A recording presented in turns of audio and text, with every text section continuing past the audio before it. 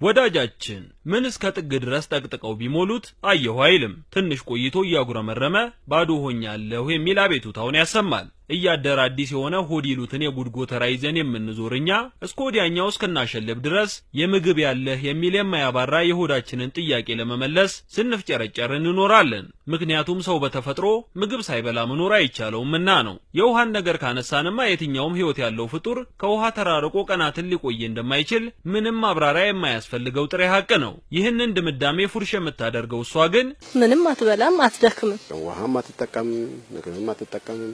አትበላም፣ ስራ ትሰራለች፣ ምግብ አትበላም። አይደክመኝም።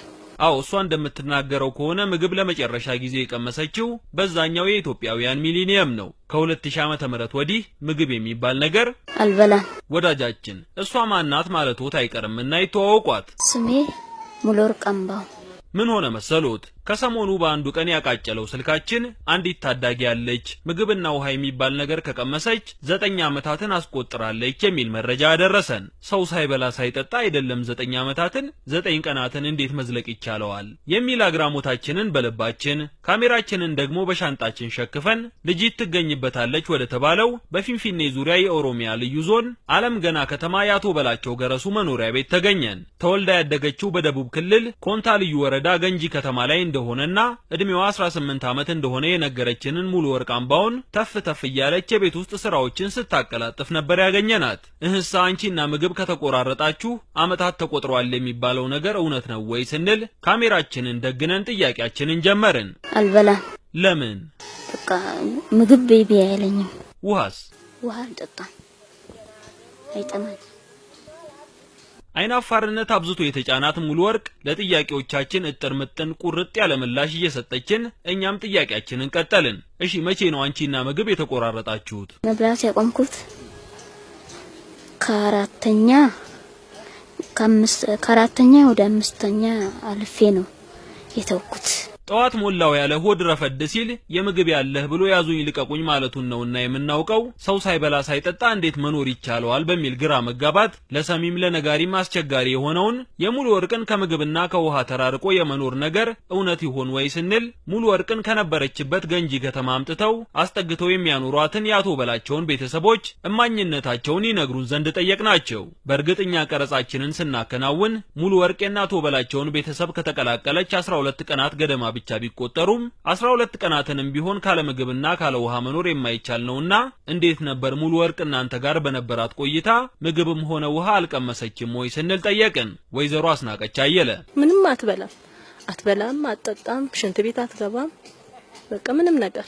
ሙሉወርቅ አለመብላት አለመጠጣቷ ሳያንስ ቀኑን ሙሉ ስትሰራ ብትውል ድካም የሚባል ነገር እንደማያውቃትም ነው ወይዘሮ አስናቀች የሚናገሩት። ምንም አትደክምም፣ እረፍትም የላትም። ትንሽ ረፊ ስላት እንኳን አታርፍም።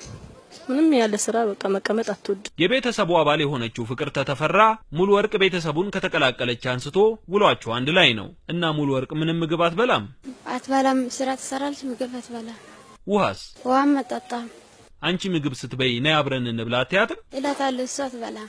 የሙሉወርቅን ታሪክ ከዛሬ 5 ዓመት በፊት ወደ ትውልድ አካባቢያቸው ሲሄዱ እንደሰሙትና በወቅቱ የሰሙትን ማመን እንደተሳናቸው ነገር ግን አሁን ላይ ማየት ማመን ነው እንዲሉ ሙሉወርቅ ቤታቸው በቆየችባቸው 12 ቀናት ምግብም ሆነ ውሃ ለመቅመሷን የሚናገሩት ደግሞ የቤቱ አባወራ አቶ በላቸው ገረሱ ናቸው። እስካሁን ምንም ነገር ካየሁበት ጊዜ ጀምሮ አትጠቀም፣ ውሃም አትጠቀም፣ ምግብም አትጠቀም። ያው ለኛ ታቀርባለች ከመጣች ጊዜ ጀምሮ። አይዳክምሽም፣ አይዳክመኝም። እሺ ሳትበይ ሳትጠጪ እንዴት ነው የምትኖሪ? ለኔ ምንም አይታየኝ። እሺ አትስሪ፣ ቁጭ በይ። አልቀመጥም። ያለ ስራ እንዴት ሰው ይቀመጣል? ካየሁበት ጊዜ ጀምሮ ስትሰራ ነው ስትንቀሳቀስ ነው የሚያያት። ሌላ ነገር እንግዲህ ይሄ በአካል ያየሁት ነገር ነው፣ በአይኔ ያየሁት ነገር ነው። በፊት ከ5 ዓመት በፊት ወሬ እንደሰማው አላመንኳትም። በአይኔ ካላየሁ አላምንም እያልኩ ነበር። አሁን ግን አምኛለሁ፣ አይቻለሁ፣ በተግባር ያየሁት ነገር ስለሆነ ምንም ነገር። እሷ እንደምትለው ምግብ ሳትበላ ውሃም ሳትጠጣ ለዛውም ደግሞ ደከመኝ ሳትል ስራ እየሰራች 9 ዓመታትን ያቶ በላቸው ቤተሰቦች በአይናችን በብረቱ ያየነው ነው ብለው የመሰከሩት ደግሞ 12 ቀናትን ካለ ምግብና ካለ ውሃ የኖረችውን ሙሉወርቅ ህመም ቢጤ ገጥሟት ያውቅ እንደሆነ ጠይቀናት አልፎ አልፎ ራሷን እንደሚያማትና ሐኪም ቤት ሄዳ የሚሰጣትን ክኒን ካለ ውሃ እንደምትውጠው ነግራናለች። ትምህርቷን ከ9ኛ ክፍል እንዳቋረጠችና የሚደግፋት ብታገኝ መማር እንደምትፈልግም ነው ሙሉ ወርቅ የምትናገረው። የሚረዳኝ ሰው ቢገኝ እማራለሁ። ወዳጃችን ትዝ ይሎት ከሆነ ከዚህ ቀደም ምንም የማይረባት ፈጽሞ የማትደክም እንቅልፍ የማትተኛና ምንም አይነት ምት ቢያርፍባት ህመም የሚባል ነገር የማይሰማት ኦሊቪያ ፋርንስወርዝ የተባለች እንግሊዛዊት የ7 ዓመት ታዳጊ ህፃን አስተዋውቀኖት ነበር። ታዳጊዋ እንዲህ የመሆኗ ምስጢር የሳይንሱ ዓለም ሰዎች የክሮሞዞም 6 መዛባት ሲሉ በሚጠሩት በዓለማችን እጅግ በጣም ጥቂት ሰዎችን ብቻ ሊገጥም በሚችል የጤና እክል መያዟ እንደሆነም ነግረኖት ነበር። እናማ ምናልባትም የኛዋ ሙሉ ወርቅ እንዳለችው 9 ዓመታትን ካለ ምግብና ካለ ውሃ ኖራ ከሆነ አንዳች ሳይንሳዊ ምስጢር ሳይኖረው አይቀርምና የህክምናው ዓለም ጠበብቶች የታዳጊዋን የሙሉ ወርቅን ሁኔታ መርምራችሁ እንዲህ ያለው ክስተት መፈጠሪያው ምክንያት ምን እንደሆነ በማጣራት ለሀገራችን ብሎም ለዓለማችን አንድ ትልቅ ግኝት እንድታበረክቱ ይሁን እያልን ሙሉ ወርቅ የመማር ፍላጎትም አላትና ይህንን ውጥኗን ታሳካ ዘንድ ልትታገዝ ይገባል እንላለን።